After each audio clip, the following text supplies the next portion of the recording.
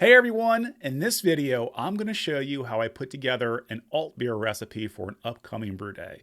So if you're a beginner brewer who's interested in starting to build your own recipes, this video might be for you. So this summer, I plan on brewing a couple German style beers, and the first one will be an Altbier. And what I typically do is I go out and grab a book or go online and watch a video on how other homebrewers put together a similar recipe that I am trying to brew. And there's one video in particular that Trent over at the BrüSho put together, and I thought he did a fantastic job walking viewers through how to develop a recipe for an alt beer and brewing the alt beer. He sat down with Josh from the Homebrew Happy Hour, and Josh went through the history of the alt beer. In other words, they just did a great job and really inspired me to brew an alt beer. So what I'm going to do is I'm going to walk you through how I take Trent's recipe for his alt beer and translate it into a brewing software that I use that's tailored towards the equipment I'm going to use for this upcoming brew day. So let's get started. If I've never brewed this beer before, I make sure to go out and research the beer so I know what to expect during the brew day and also when I taste test the beer. And for this alt beer, I went out and I found it's a dark brown color, medium body, and a balance of malt and hop flavors. So it's just what I'm looking for. So let's go ahead and go out to the video and take a look at the ingredients that Trent posted for this video. It looks like he's using recipes for a 5-gallon batch. He's starting off with 10.2 pounds of grains, and those grains consist of 49% Munich 1, 39% Pilsner, 5% Cara Munich 3, 5% Carapils, and 2% of Carafa 1. And it looks like he switched out the Carafa 1 for Carafa 3 for a darker color. Now, I'm going to do the same thing because I think the video he posted on his channel looked pretty good.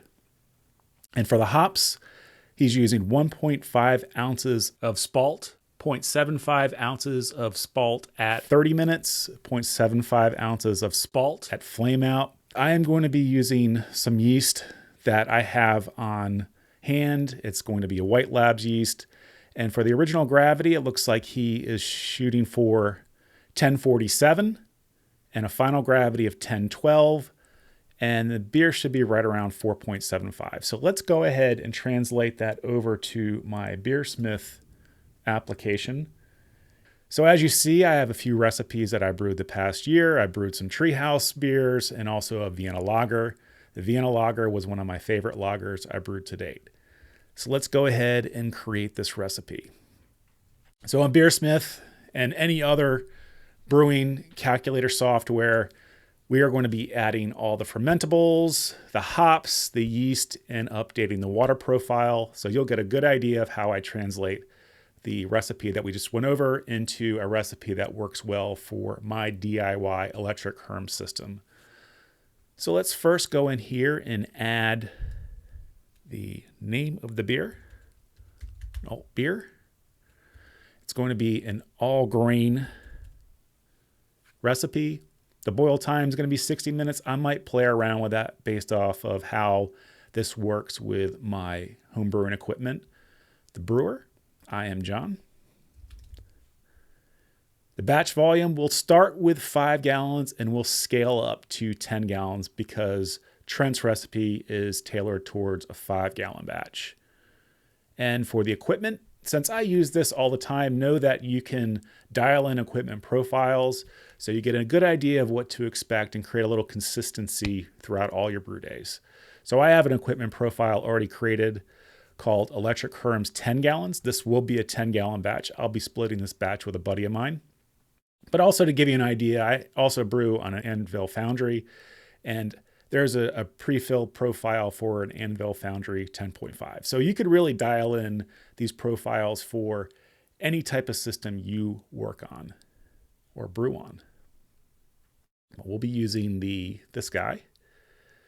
The efficiency, I know my system runs at about 72%, between 70 and 72, depending on how well I brew during the day. But for this recipe, I have the list ready to go of all my fermentables.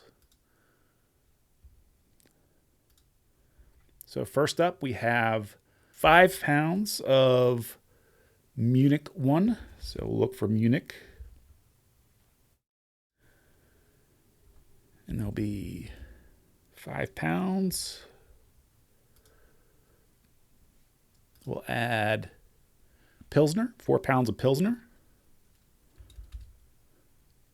I think I might have to bulk buy Pilsner since I will be brewing a lot of German style beers this summer.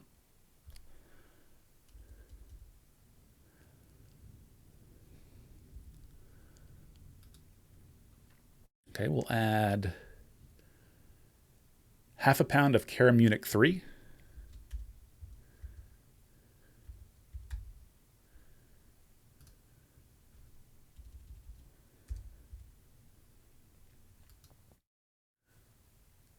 Half a pound of Carapils. And 2 ounces of Carafa.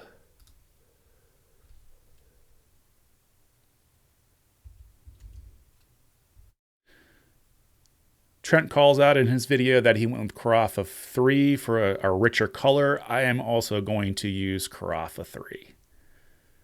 And I know based off of an earlier calculation, that's 0.125 4 ounces. All right, we'll go ahead and add the hops. Looks like we're using, I hope I'm saying this right, Spalt. I'm sure I'll hear in the comments if I'm not saying that correctly. And it looks like we're doing 1.5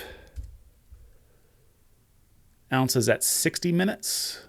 And I may have to fine tune this later. I'm not exactly sure what bitterness I'm going to be shooting for, but we'll go ahead and get this going for this video. We're using 0.75 ounces of Spalt at 30 minutes.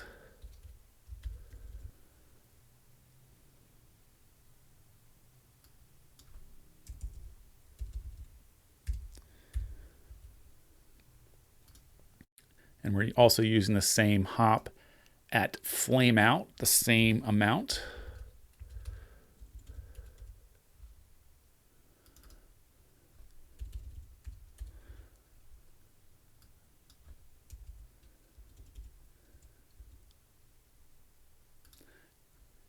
But for the yeast, you can use a number of types of yeast. I have White Labs WLP029 on hand because I used that for my last Kolsch. I'm going to go ahead and give that a shot for this recipe as well.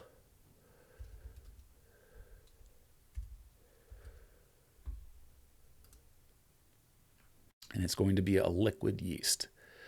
So you can kind of see how this software starts to build the beer recipe, and you can kind of see the color in the top right-hand corner. Kind of cool. And right now it's being compared to an American amber ale. I want to compare this to a known Altbier recipe. So based off my notes, the original gravity should be 1047. We're a little low. We'll have to adjust that to get that in the original gravity range. The estimated IBUs should be around 29. We're not far off from that, so we'll have to adjust the hops in the recipe to get this up just a little bit more, and the ABV is a little low.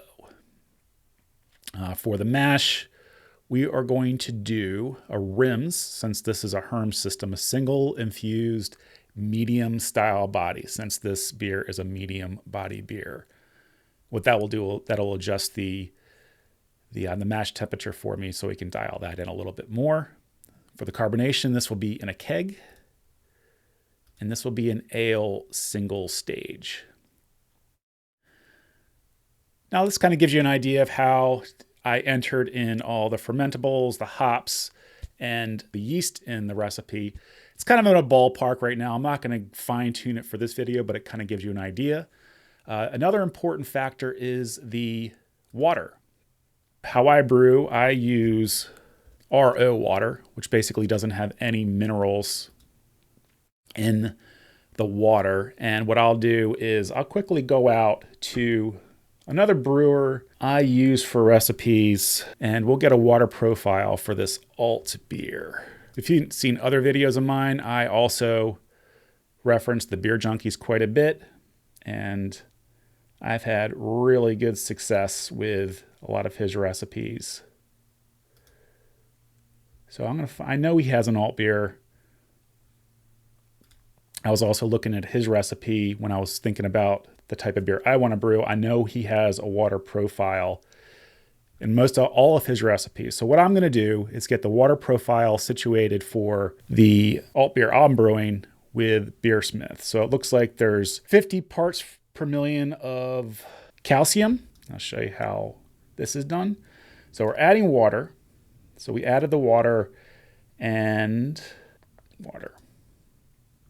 So I'm going to match a profile based off of the Beer Junkies. So what I'm going to do in here, there's many ways to do this. I am still an beginner intermediate when it comes to water profiles. I try to start at a base water profile and work off of that. So what I do is I'll find a water profile that works for other brewers and I'll integrate that with my recipe. So I just get a better understanding of how this works. But for based off of the Beer Junkies, looks like he has 50 parts per million of calcium, 15 parts per million of sodium,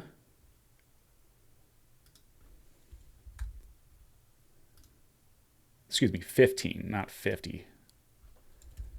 That'd be way off. There's 110 parts per million of sulfates. 110.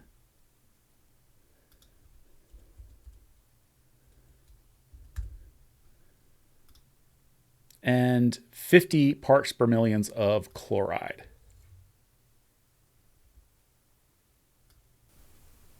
Okay, now, so what this is going to do is going to address all the salt additions for this recipe. So you'll notice that if I go back to, it's going to calculate the gypsum, the salt, the Epsom salt, and so on. And since I sparge, there's going to be a mash, 2 parts to my salt additions, one at the beginning of the mash and one's when I sparge. So if I go back to my design, you can start to see that it starts to calculate all the salt additions that I need for my mash. I thought this was really confusing at first. It might be a little confusing as I'm running through here. I'm not going to go into super detail on how each of these salts work, but I wanted to give you an idea of how easy it is to get a water profile from an existing recipe, plug it into a software called, or like BeerSmith, and it translate that into your recipe, and it kind of gives you a guide of how to use the water profile in your recipe. You start to see that for the beginning of the mash, I have all the salts ready to go. And then at the sparge, I have another addition of salts that I'll add to the mash water. So that part of the recipe is complete. For the yeast, this tab just goes over the type of yeast I'm using. Since this is a liquid yeast, I'm just going to pop the yeast starter inside the bag and it should be ready to go. The water, as we went over a little bit earlier, I just matched a water profile from an existing recipe that I found online. You can go in and fine tune if you wanted more sulfates or if you wanted more chlorides based on the type of beer you're brewing. You can go and fine tune those adjustments. And then for the mash, right now it's a 60-minute mash. I might up that to 90 minutes. In the BrüSho video, he did talk about a step mash. I might add a step mash to this process. I haven't fine-tuned that yet, but to add a step mash, I can easily add that into this recipe and it will reflect in the recipe, the brew day. Okay, now that I have the ingredients in BeerSmith, now I'm going to start to tinker with the settings to up the ingredients so I'm hitting my original gravity and the bitterness I'm looking for. So what I'm going to do, if I started with a profile for specifically 5-gallon batches, I could go in and scale the recipe and scale this up to 15, 20 gallons. But since I have an equipment profile that's set for a 10-gallon batch, what I'm going to do to scale up this recipe is I'm going to go down and I'm going to fine tune the original gravity. So based off the notes I have here, the original gravity should be 1047.